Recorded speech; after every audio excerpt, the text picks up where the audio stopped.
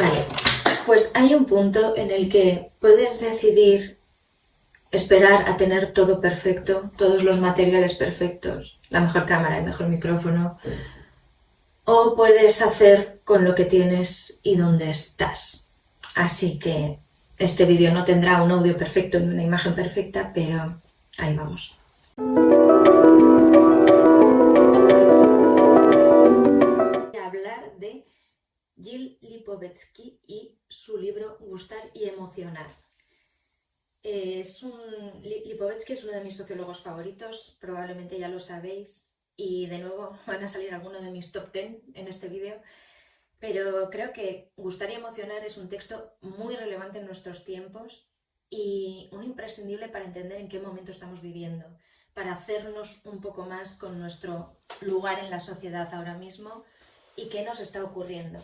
Así que os voy a leer bastantes pasajes, también saldrá el texto, para que tengáis estos conceptos, estos recursos que ayuden un poco a situarnos en el tipo de sociedad en que vivimos y las lógicas entre las que nos hallamos ahora mismo. Gustar y emocionar comienza de este modo. ¿Dónde empieza, hasta dónde llegan actualmente las estrategias, los imperativos, los territorios de la seducción? En las sociedades del pasado estos estaban circunscritos, ritualizados, tenían una trascendencia limitada, remitían principalmente a las relaciones de cortejo entre hombres y mujeres. Esto ya es cosa del pasado. Vivimos en una época en la que los procesos de seducción han adquirido una superficie social, una centralidad, una potencia estructuradora de la vida colectiva e individual sin precedente alguno. El principio de seducción se impone como lógica omnipresente y transsectorial, con el poder de reorganizar de arriba abajo las maneras de vivir, así como el modo de coexistencia de los individuos. La hipermodernidad liberal es inseparable de la generalización y la supremacía tanto del ethos como de los mecanismos de la seducción.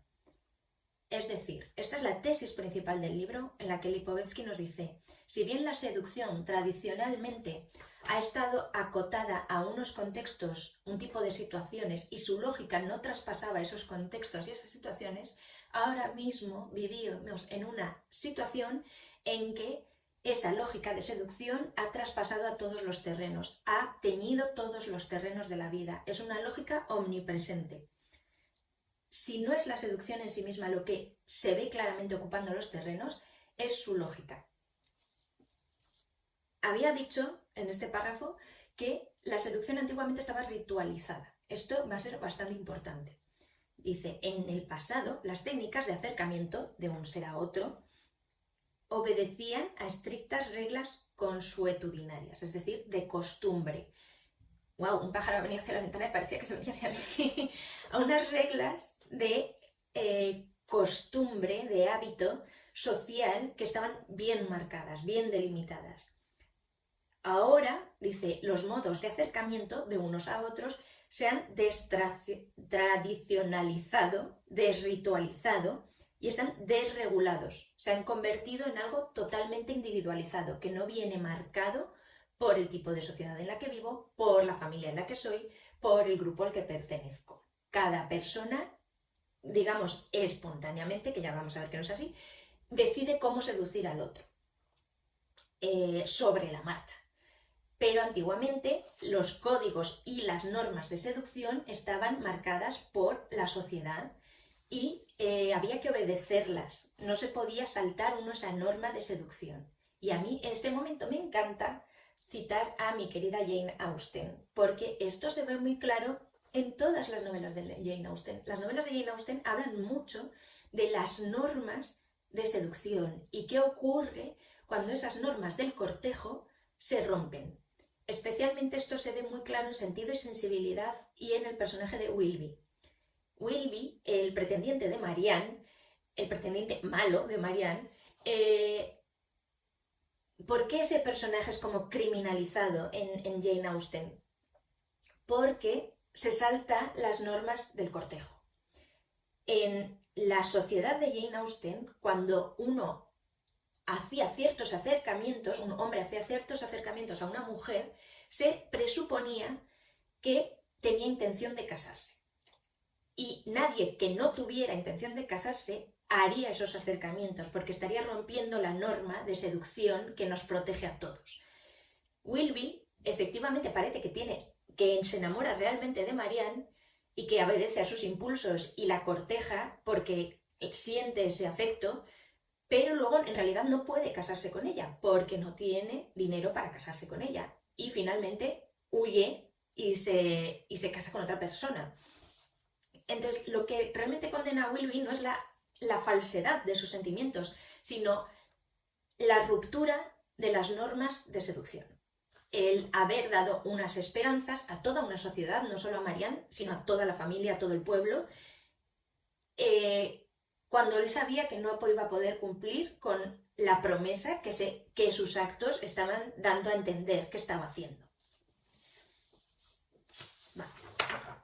Entonces, ahora lo que ocurre, dice Lipovetsky, es que ninguna esfera materializa con tanta pregnancia la supremacía de la ley del gustar y emocionar como la economía consumista.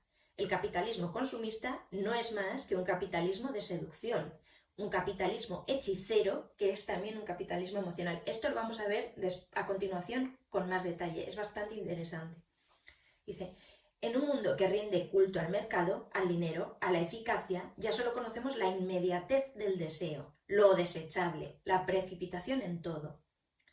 Porno, dice Lipovetsky. Hoy en día todo se ha convertido en porno, es decir, en una satisfacción inmediata y rápida, sin ningún trabajo previo para conseguir esa satisfacción y que tampoco deja luego ningún rastro ni resultado profundo. Simplemente, pum, pum, pum, un consumo voraz. Dice, el capitalismo ha hecho florecer una cultura neobárbara. Este concepto me gusta mucho, como se supone que estamos mucho más civilizados, pero en realidad somos mucho más salvajes. Una cultura neobárbara que nos arrastra por la pendiente de la pérdida de civilización, destruyendo la gracia de las formas bellas, el saber vivir y el saber contemplar con lentitud. Dice, ahora mismo queremos satisfacciones inmediatas sin ningún tipo de protocolo, sin ningún tipo de seducción lenta, digamos, de esas cortesías que se tienen cuando se quiere gustar a alguien, cuando uno quiere acercarse a alguien o a algo. Y todo es rápido, sin ningún tipo de cortesía, sin ningún tipo de forma, sin ningún tipo de ceremonia, digamos. Esta pérdida de las ceremonias, para mi gusto, se refleja muy bien en, otra vez, mi querido Richard Sennett y el artesano. En el artesano, Sennett habla de que la artesanía es el gusto por lo bien hecho y por lo hecho personalmente para otra persona, no como una producción mercantilista, sino un amor al objeto que también traduce una interpretación del mundo de la belleza, el bien y la verdad. Que esto ya no se ve en una sociedad de consumo porque los objetos no se hacen específicamente para una persona, no se hacen con amor al objeto, simplemente se producen en masa. Dice Lipovetsky, las estructuras elementales de la seducción, la lentitud, la paciencia, la retórica bella, la ambigüedad han perdido su magia pasada. En esto, Lipovetsky habla del Don Juan. El Don Juan, dice, es un seductor, y es un seductor que acumula seducciones, pero no es un seductor como, dice, el ligón 2.0 de hoy en día. Porque al Don Juan, dice, es un esteta de la conquista. No le importa esperar y ser paciente y ser persistente para conseguir cortejar a la persona que quiere cortejar. Porque le importa mucho la ceremonia, la belleza de las formas de la seducción. En realidad es un adicto a ese baile previo a la seducción. Que eso es muy propio del amor cortés, que eso es algo que hoy en día pues no tiene nada que ver, ¿no? El Don Juan disfruta de la resistencia que ofrece el objeto a seducir, porque esa resistencia es la que hace que él tenga que tener persistencia.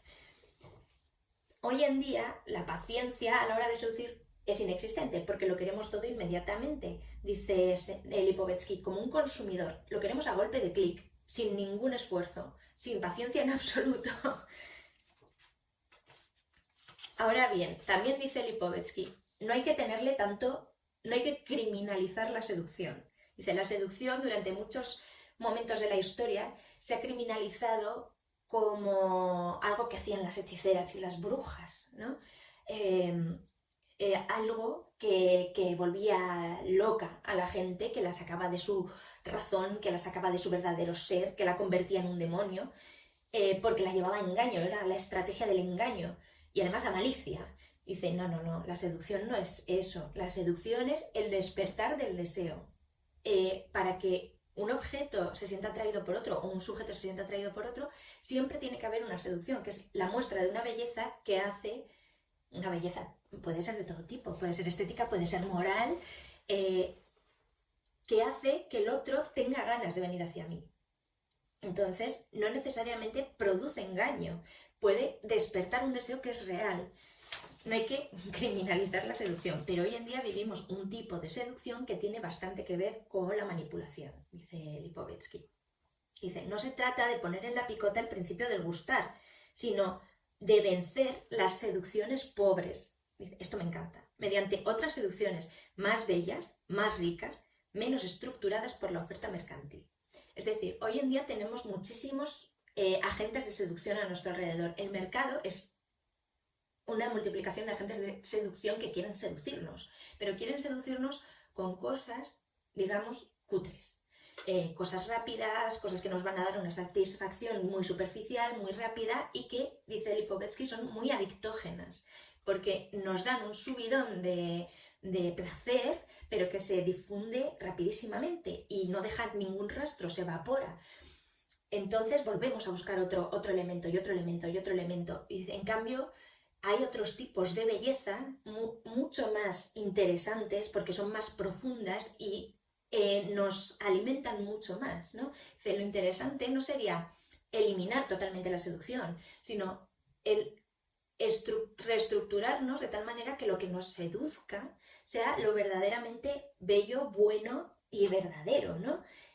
Las grandes cosas, los grandes clásicos de la literatura, el buen cine, la buena música, la ópera, ¿no?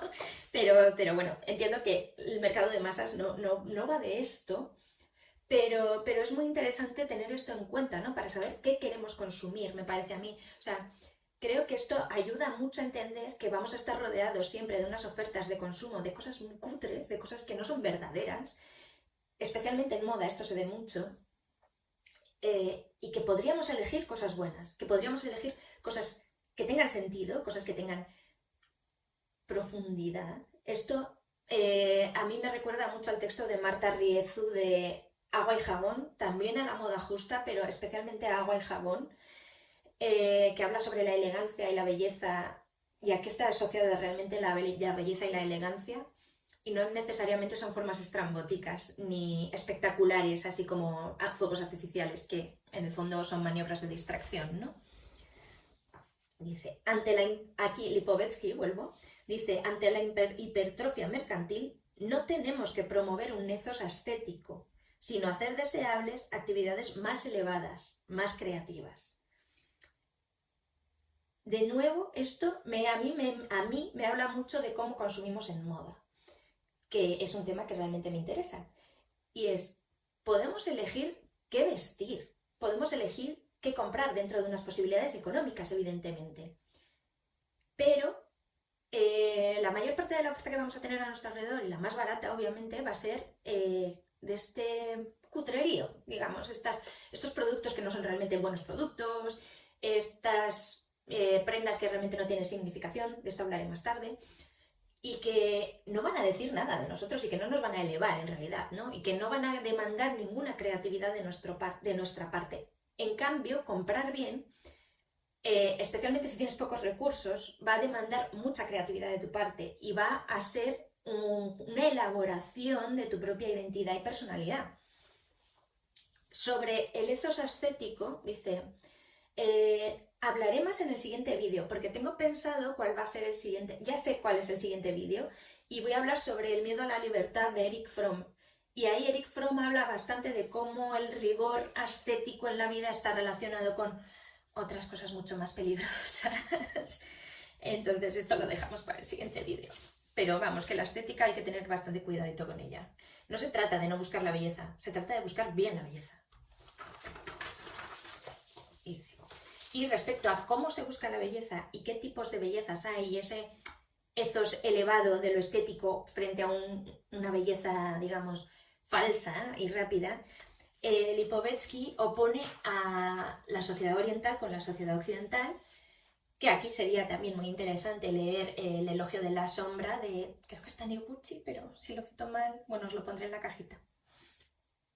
Pero habla de cómo el ideal de belleza, la gran estrella de la belleza en Oriente, en Japón específicamente, fue la geisha. Y la geisha era una mujer que era básicamente una artesana de la vida, tal como describe Sennett al artesano, porque buscaba lo virtuoso y lo excelente en cada acto, en cómo se sentaba, en cómo usaba el abanico, en cómo se vestía, en cómo se maquillaba. Y no se trata de lo espectacular, sino de las cosas bien hechas, siempre bien hechas, ¿no? Entonces eso es una elevación en el ideal de belleza. Sin embargo, en Occidente dice la encarnación de la diosa de la belleza es la actriz estrella del Hollywood Star System, ¿no?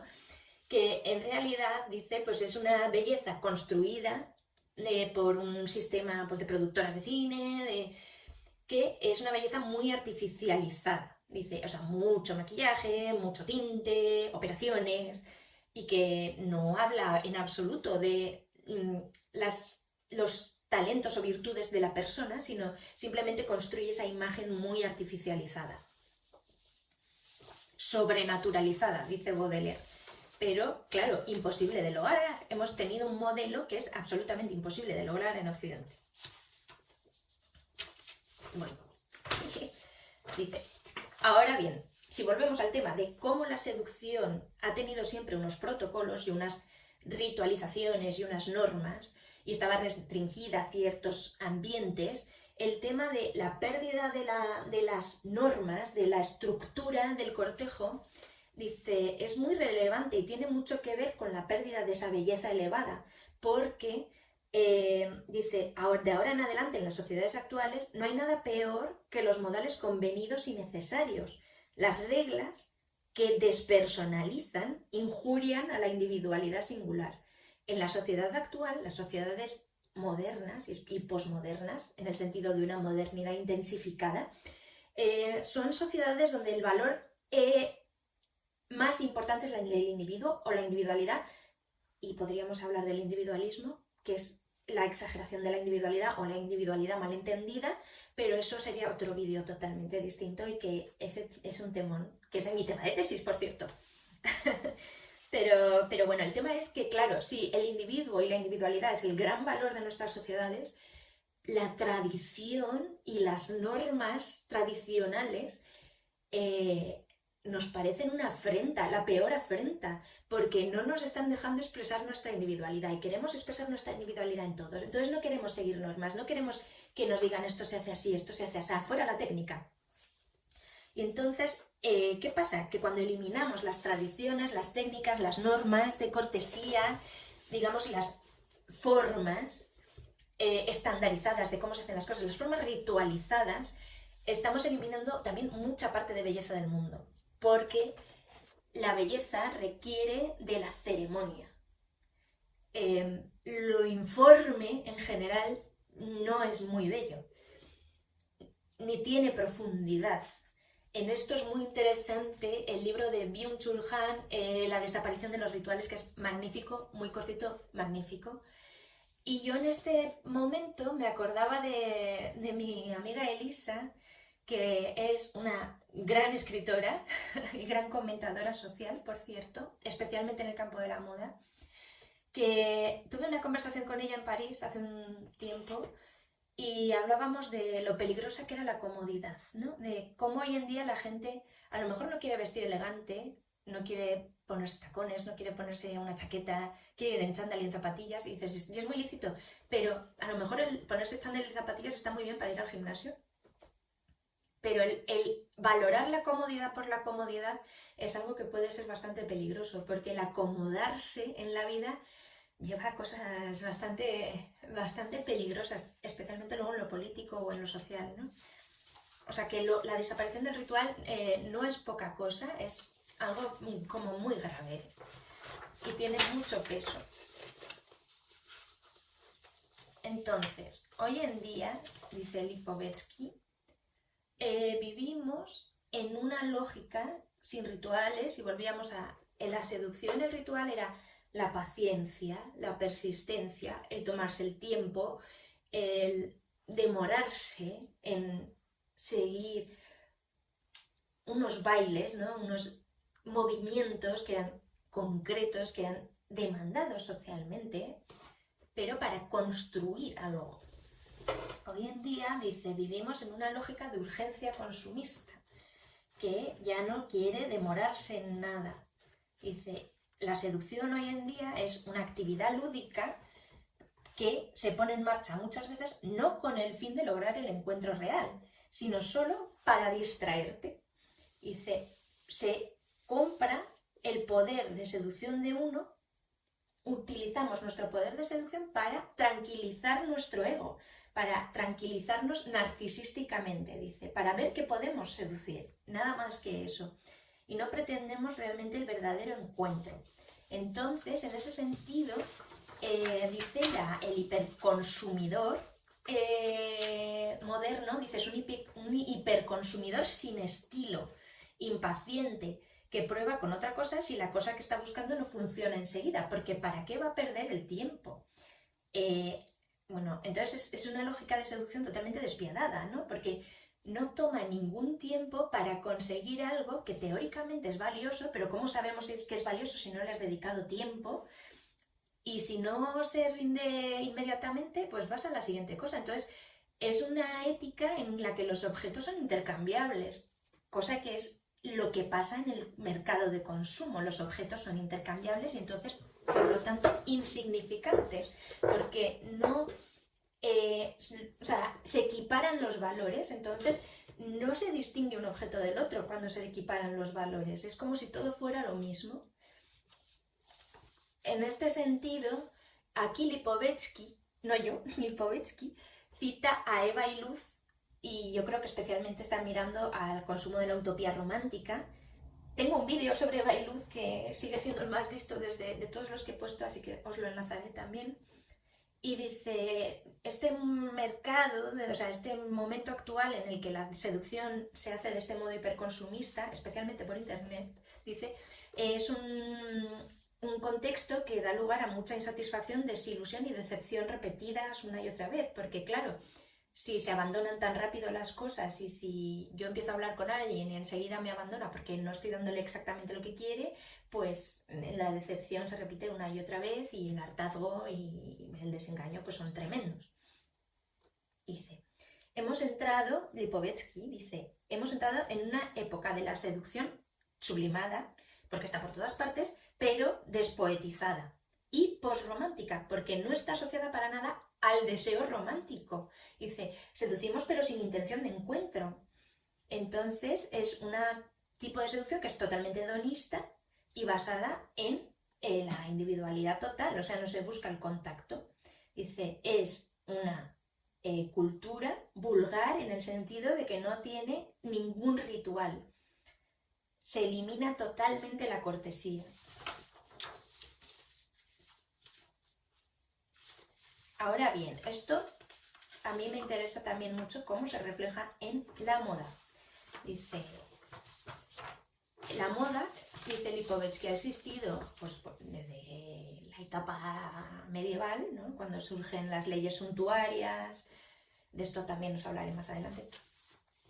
Y es un código para decir cosas de nosotros mismos, para decir a qué clase pertenecemos, qué tipo de cosas nos gustan, qué cultura tenemos. Dice, pero es una manera de artealizar el cuerpo, dice Lipovetsky, porque sí que es una manera de volverlo artificial y cambiar sus formas y darle una estética, pero tiene una creatividad, tiene una intencionalidad y es una manera de artealizar el cuerpo, de convertir el cuerpo en objeto de arte. A mí esto me encanta. Ahora bien, dice, en un momento en el que estamos constantemente seduciendo y siendo seducidos por todo en todas partes, y especialmente en redes sociales donde nos hacemos un montón de autorretratos, bla, bla, y además estamos expuestos a montones de imágenes todo el tiempo de supuestamente cuerpos perfectos, supuestamente caras perfectas, supuestamente, porque eso a mí me parece que es muy, muy va en función de gustos, pero Dice, es un momento en el que la seducción tiene tanta relevancia y estamos tan pendientes de nuestro cuerpo que ya no aguantamos nuestras imperfecciones y vemos el cuerpo como un objeto que tenemos y que podemos modificar al infinito a nuestro gusto o hasta gustarnos. Cosa que dices, vale, ¿y cuándo me voy a gustar? Porque si constantemente estoy viendo cómo las modas cambian y cómo se pone de moda de repente tener el culo gordo y luego no, pues ¿qué hago? No voy a parar de verme como un objeto que ha de ser cambiado. Esto es muy terrible, muy, muy terrible. Dice, todo ese esfuerzo es para que nosotros mismos nos devolvamos una imagen que nos guste a nosotros mismos. Y dice, y esto es tremendo, porque ya no estamos en una lógica de seducción, estamos en una lógica de autoseducción. Tenemos que estar constantemente autoseduciéndonos para gustarnos. Y dices, ¡qué horror! ¡Cuánto trabajo! Dice, por otro lado, dice, la gran mayoría de las mujeres de entre 50 y 60 años o más siente la necesidad creciente de mantener su capital de belleza y juventud. Dice, el deseo de gustar, o al menos de no disgustar, ya no debe ser interrumpido por el avance de la vida. En la cultura de la seducción soberana, el derecho a envejecer tiende poco a poco a erosionarse y todo el mundo tiene que envejecer joven. O sea, puedes envejecer, pero envejecer joven, con unos ciertos rasgos que te decimos, que sin arrugas, sin gorduras, no sé. Dice, en la moda, dice Lipovetsky, él tiene bastantes estudios sobre la moda, porque es uno de los temas en los que más ha centrado. Dice, la moda tiene una lógica muy interesante, porque es la lógica de la revolución. Y es la lógica del cambio, el rechazo de la tradición y del entusiasmo pasajero, ¿no? En la moda todo tiene que entusiasmar pasajeramente porque luego se pasa a otra cosa. Dice, la moda vive del rechazo de la herencia y por lo tanto lo que valora la moda o lo que edifica la moda como valor es un presente triunfante, infiel e enfático. O sea, un presente que no valora nada más.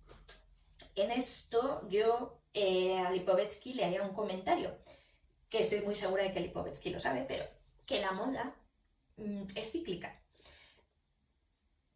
Esto lo podemos hacer como crítica, pero creo que Lipovetsky tiene razón, porque cuando se recuperan formas del pasado suele ser pasado bastante tiempo y en desconexión no se habla realmente de qué significa cada cosa, se desubica, se descontextualiza y no se recupera por el sentido, se recupera simplemente para darnos otra cosa que comprar.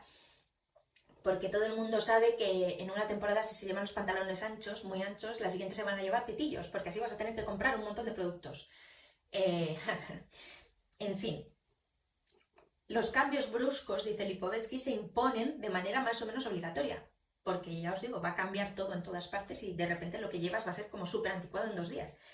Dice, esta es la parte despótica de la moda, es un mercado despótico.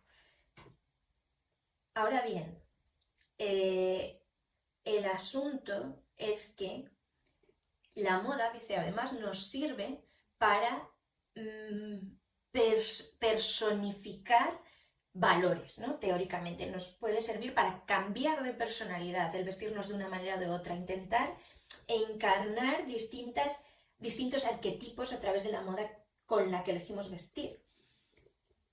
Esto, dice Lipovetsky, es muy atractivo porque es un modo de aventura como sin riesgo, ¿no? De prueba a vestirme de otra manera y a ser un poquito otra persona y a ver qué tal me queda, pero no tiene un verdadero riesgo porque no estoy cambiando realmente mi vida. Esto también pasa en la literatura, muy claramente, ¿no? Que las personas leemos en gran medida para vivir otras vidas sin riesgo a la herida. No sé quién lo dice así exactamente, no me acuerdo quién lo dice así, pero bueno, o sea, la moda también es un instrumento como para teatralizar la identidad, que esto lo dice Sennett también en El declive del hombre público, tiene un pasaje súper interesante sobre la moda, especialmente en la etapa victoriana. Muy bueno, muy bueno. Dice Lipovetsky, el asunto es que la moda, al permitirnos encarnar distintas personalidades sin verdadera consecuencia, al cambiar constantemente, tiene una dimensión de juego que hace que el sentido de las cosas se evapore. La moda, los productos de moda, las prendas normalmente, aunque hagan referencias al pasado incluso en sus formas, no suelen tener ningún sentido, porque no se busca que los objetos de moda tengan sentido. ni profundidad, porque si tuvieran sentido y profundidad adquirirían un carácter de atemporalidad que ya no querrías cambiar constantemente. Y esto se ve muy bien en el documental de Vivienne Westwood, en el que Vivienne Westwood habla de cómo ella era una persona muy antisistema, muy crítica con el mercado, con los gobiernos, y cómo ella, en las prendas que ella elaboraba del principio, pues tenía muchos mensajes punk y antisistema, pero que ella se vio muy frustrada cuando se dio cuenta de que las prendas que ella creaba se ponían de moda y la gente las compraba y las llevaba, pero sin estar de acuerdo en absoluto con las ideas con sus ideas, ¿no? Y con las ideas que ella quería transmitir en su ropa. Entonces ella dice, el mercado se comía los sentidos de las prendas que yo creaba, ¿no? Las dejaba sin sentido y las absorbía. Y lo que yo pretendía que fuera antisistema se convertía en algo del sistema. Ahí es cuando Vivienne Westwood deja de hacer tantas prendas con lemas escritos, con eslogans, y empieza a mirar hacia el pasado y a hacer esas recuperaciones de corsés renacentistas, de cosas barrocas. Y lo que está buscando precisamente Vivienne Westwood aquí es, dice, prendas con historia, con sentido, que se repongan, o sea, que consigan ese grado de atemporalidad, que no se dejen llevar por la corriente del tiempo, ¿no? Que no pasen de moda. Me encanta, a mí esto me encanta. Vivienne Westwood es una de mis diseñadoras favoritas también, y creo que tiene mucho sentido esto que dice. A mí Vivienne Westwood siempre me ha parecido que era artista, no solo diseñadora, ¿no? Sino artista, y esto se ve muy bien. Dice Lipovetsky, dice, el mercado, y especialmente el mercado de la moda, es una especie de fiesta de signos fútiles, y a mí esta expresión me encanta.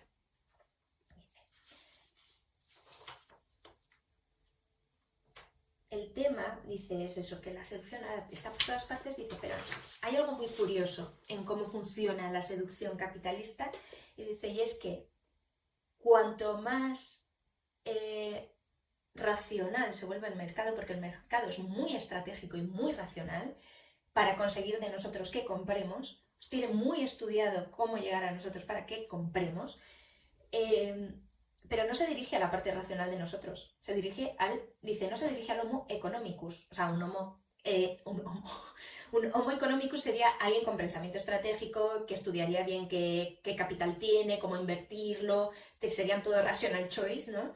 Pero esto no es real, porque los agentes de mercado no se dirigen al homo economicus, se dirigen al homo sentiens, a nuestra emocionalidad. Entonces, cuanto más racional es el mercado, más emocionales somos los individuos, porque están apelando constantemente a nuestras emociones, no a nuestra racionalidad. Porque si apelaran a nuestra racionalidad, veríamos que no necesitamos comprar tanto y que no necesitamos comprar malo. Pero se están dirigiendo a nuestras emociones para que sigamos comprando de manera fácil, rápida y efímera productos que en realidad no son tan buenos. Y aquí Lipovetsky plantea un asunto y dice, volvemos a lo de lo cutre frente a lo elevado, ¿no? Dice, lo que nos están vendiendo hoy en día, sobre todo, es entretenimiento sin sustancia. Dice, aquí hay una pregunta que plantea Lipovetsky que me parece muy buena pregunta, y es, ¿por qué preferimos zapear a apagar el televisor? Si lo que estamos viendo no nos gusta y no queremos verlo, y por eso cambiamos de canal, ¿por qué nos quedamos enganchados zapeando en lugar de simplemente apagar el televisor y hacer otra cosa? Dice, bueno, aquí es cuando dice, no, es que es un universo muy adictógeno, está buscando la adicción, toda esa seducción, ¿no? Seducción rápida, además efímera. Es muy importante que el tema de que lo que nos está seduciendo son cosas que no dejan ningún rastro, eso es lo que nos hace adictos, porque otra vez tenemos que buscar, y otra vez tenemos que buscar, y otra vez tenemos que buscar. Dice, es un ocio espectacular y pasivo, que no demanda nada de nosotros, ninguna creatividad por nuestra parte, nada de nuestro tiempo real. Dice, lo que estamos, dice, o sea, se supone que nos están ofreciendo muchas cosas y que nos están dando un mogollón de cosas para nosotros y para nuestro disfrute, pero en realidad, dice, lo que no nos están dando, se están quedando algo. Y dice, se están quedando tiempo de nuestro cerebro, tiempo de cerebro humano disponible, dice.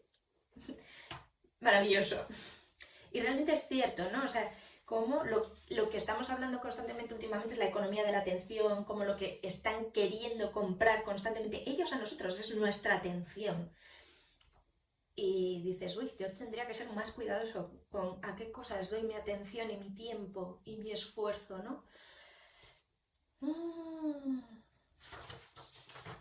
Y veamos, yo creo que con esto, sí.